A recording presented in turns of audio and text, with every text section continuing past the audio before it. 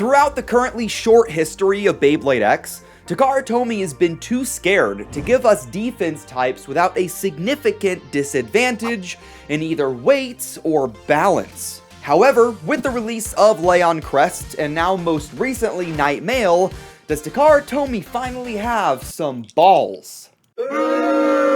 Laugh please. In this video, we're going to be unboxing the brand new UX10 customized set, which not only includes the brand new defense type KnightMail, but a bunch of other parts, including beautifully painted blades, a Hasbro exclusive, and the very first ever rubber attack bit in all of Beyblade X. So hit that like button, hit subscribe to join the Nook Nation, and now let's talk about this customized set.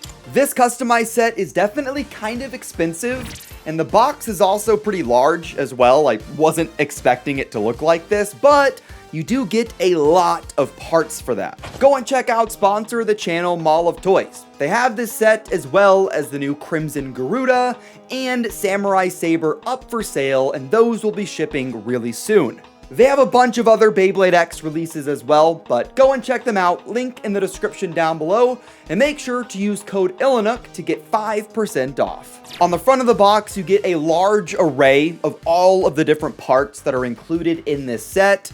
You can also see all those parts on the bottom of the box as well, and the individual blades on the very top. And the back of the box is almost fully dedicated to all of the different parts, as well as their connected stats. And as I've said a ton of times before, the stats don't really matter. What matters is what actual performance is like. And I don't think it was up for debate or anything, but we do see Multi on the back of the box, which confirms she is the user of KnightMail, but I don't think anybody doubted that. But now let's dive straight into the box, and I honestly don't know where to start. There are so many different pieces to look at, so what we're gonna do is look at KnightMail first, and then we'll look at the bits, the ratchets, the blades, and Takara Tomy's suggested combos. Starting with KnightMail, the very first piece we're gonna look at is the bit, which is BS, but not that BS. It's called Bound Spike, and it's in this lighter greenish teal color, which is pretty interesting. And even though it's called Spike, I don't think it looks similar to the original Spike bit that came on Rhino Horn, literally at all. It has a completely different shape, besides, you know, a little tiny spike at the very tip, but it's not the same. And the entire gimmick for Bound Spike is that it has a little bit of extra girth. God. To put it simply, it has a little bit of extra thickness around the bottom of the stem that doesn't fully insert into the ratchet, and this creates kind of a button looking effect to where you can kind of push the bit down and then it'll just kind of pop back out. It doesn't mean it's bursting or anything, that's just how the gimmick is supposed to work. Not very impressive in terms of what actually happens, although the fact that Takara Tomy came up with such a interesting sounding gimmick when really it's super simple in construction, I just gotta hand it to Takara Tomy for their creativity. Next up, we have the ratchet, which is $385. Now, whenever we first got information on $385, it kind of came out of nowhere. I don't think anybody was expecting a midway height difference. Like, we already had 60, 70, 80, so the next step should have been 90, right? Nope, we got 85. But it's not quite that simple. It's not just a slightly taller version of 380. There are some pretty radical redesigns to the actual mechanics of the ratchet. First of all, let's look at the shape. It's quite a bit more round than the standard three-sided ratchet, which is good, I guess. Whenever your bay is taller up, the ratchet is going to be more exposed, so you kind of want it to be as rounded off as possible. So it's a good thing Takara Tomy made that change. But they also made a pretty significant change to how bits work with this ratchet. And that's the fact that it doesn't matter if you have a low or high burst resistance bit, that won't matter because it's actually missing that little grip piece that grips onto your bit. It doesn't have that in the same way that normal ratchets do. So every bit is going to be the same to 385. I hope I'm doing an okay job explaining the 385 gimmick, but it is kind of hard to explain because there's nothing else like it. And now let's move on to the blade, which is called KnightMail. Now this is another Season 2 Beyblade X release that has some sort of gimmick built into it. On Silver Wolf, we had the free spinning section under the blade. On Samurai Saber, we have these little wings that can pop out during battle, I guess. And now here on KnightMail, we have balls. We have 3 metal balls that can shift up and down, and it acts as sort of like a weight dampener effect. Sort of. I say sort of because even though Takara Tomy made this gimmick, I don't know if the gimmick is actually going to be effective at all, so we're just gonna have to wait for the battles. But I like the design of KnightMail quite a bit, and it's easily my favorite Knight Bay in the entire series. As you guys probably already know, I'm just not a fan of Knight Shield and Knight Lance, but with KnightMail, it's definitely a big improvement. And KnightMail's gear chip motif is a massive improvement as well. It just looks way more interesting than what we saw on Knight Lance and Knight Shield. It's more action-oriented. It kind of is like it's popping out at you a little bit, like Dran Buster or Cobalt Dragoon. And this is in that same style, and I like that a lot better. I will say, and I'm sure a lot of you guys have thought this as well, but the blade design of KnightMail kind of looks like a dumpling. Kind of looks like a soup dumpling a little bit. Is that just me? And the weight of KnightMail is also a really big improvement as well. My KnightMail blade weighs 36.6 grams, making it the heaviest defense release so far. Obviously, we don't want to see any 40-gram defense blades, or even 38 would be a little bit too high, but 36.6, 36.5, that's a pretty good number to me. Now, obviously, I don't think the stock combo for KnightMail is going to be that great. I don't know if Bound Spike is going to be the best for stamina, and I don't know how I feel about 385, but I think the blade is at least pretty solid. But now we can move on to the rest of the customized set, and there is so much to go over. What we're going to start off with first are the bits. And the first bit I want to talk about is MN, or Metal Needle. I never used this bit. It originally released with Shinobi Shadow in a random booster select, and metal tips just have kind of a bad reputation throughout all of Beyblade history. They're kind of known to be stadium destroyers, and I like my stadium. I don't want it to get dented, so I don't use Metal Needle, and nobody really uses it for competitive anyways, so I don't really care. Next up, we have one of the most boring bits in the entire game that a lot of you guys may already have several versions of, but now we have a white version of Ball, and I can't say Ball is bad, okay? Ball is life, Ball is really good. In fact, it's still really dominant for certain combos in the meta. It's just kind of a go-to piece, so it's not really exciting to me. However, it is a really great part. And speaking of good parts, the next 2 bits are really good. In fact, they're 2 of my favorite parts in the entire game. First up, we have Rush, which is in this nice red color. And now we have yet another way to get it with the customized set. And Rush is really great. It has less teeth than the standard bit and has good stamina for me as well. I like using it on Dran Buster. It's just a top tier part. And the other really great bit is Point, now in a blue color, which is really nice to see. Having it in blue is going to be really great for combos, and Point is, it's fantastic. I think everybody knows about that now. And then we have a pretty landmark release for the entire generation with the ride release of RA, or Rubber Accel. Now, we first saw Rubber Accel as part of the upcoming 25th anniversary set that's going to be releasing in March of next year.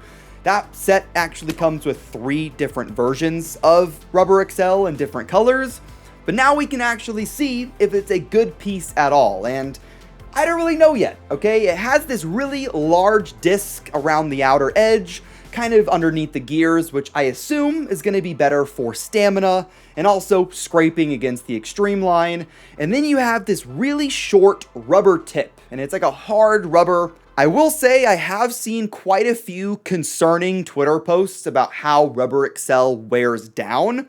I've seen some pictures comparing a brand new one to one that's been used for a few days, whether moderately or heavily, and it definitely rounds out really quickly. So this might be a part that's really expensive if you want to try and just buy it by itself. Now let's move on to the ratchets that are included in the customized set.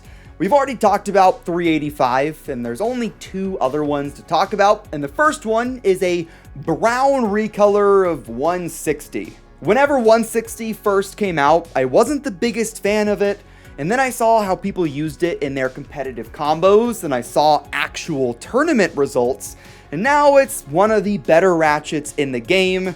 And this brown color though, I don't know about this color, okay? I don't really know a lot of other bays and other parts that use this color scheme, but if you guys can think of a good combo that looks good with this brown 160, let me know in the comments. Next up, we have a brand new part with 770 in a red and clear color scheme.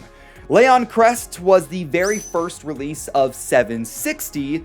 Now we have 770, and I assume we'll get 780 in like a couple of months. And now let's move on to the rest of the blades in the set.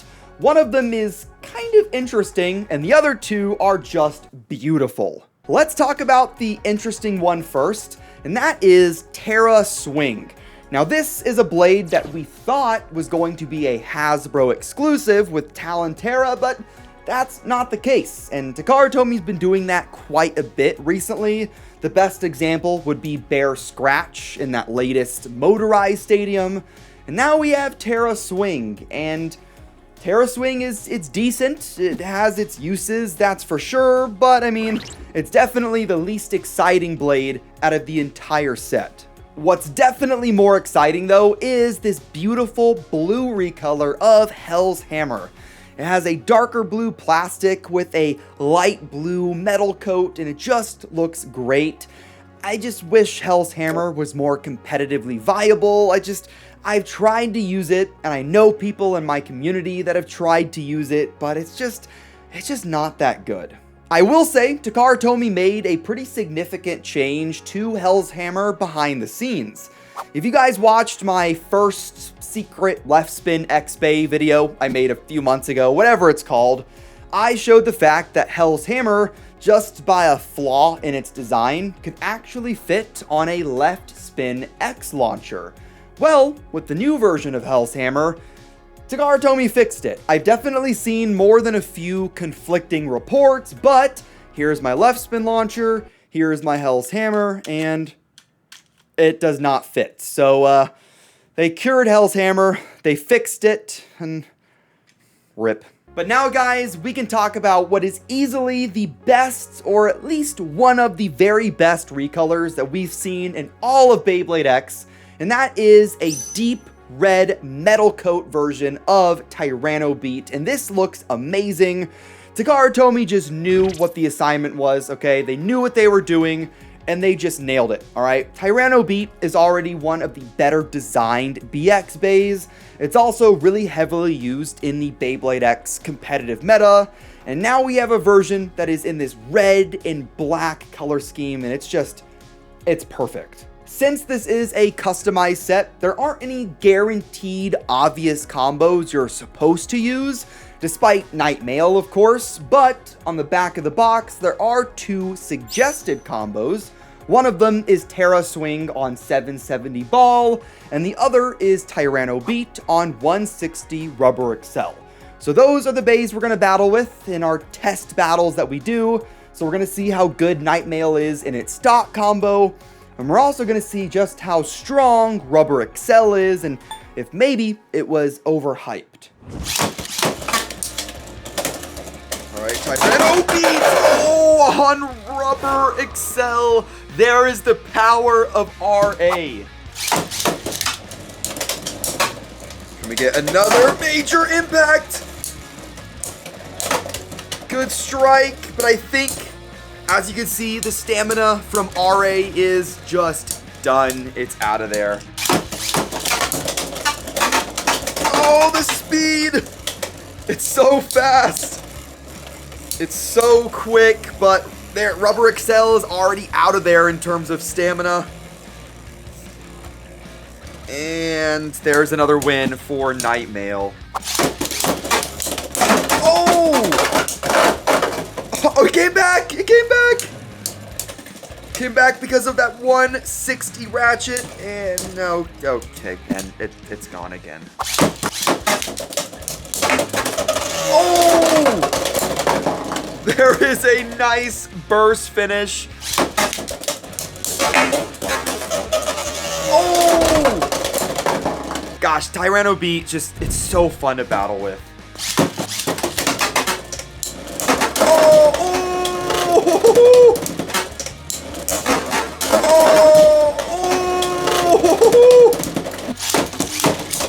Oh! What the? It burst. KnightMail bursts somehow. Okay.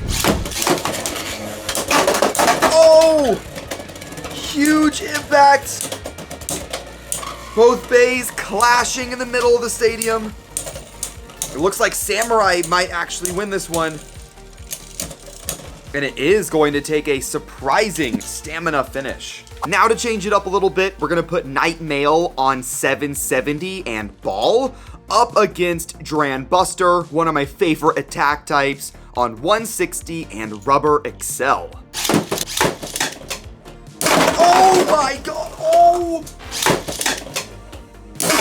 Oh my god! Oh! One of the most explosive burst finishes I have seen. Wow.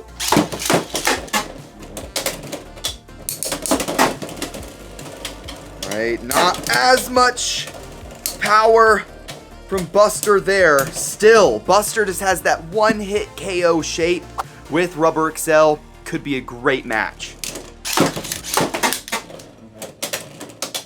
Oh, there we go. If Dran Buster can line up an X dash at the very beginning of the battle, like it's kind of lights out. So what did you guys think of the battles? Overall, it was about what I was expecting.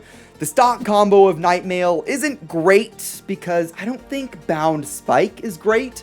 Maybe 385 is okay in certain uses, but KnightMail is definitely really interesting. But what do you guys think of the UX10 customized set? Do you think it's a good value, or do you think Takara Tomy should have included some different parts? And if you think they should have thrown in different parts, let me know in the comments down below. Thank you guys for watching this video. Hit that like button down below, hit subscribe to join the Nook Nation, and I will see you in the next one. Have fun, and bay away.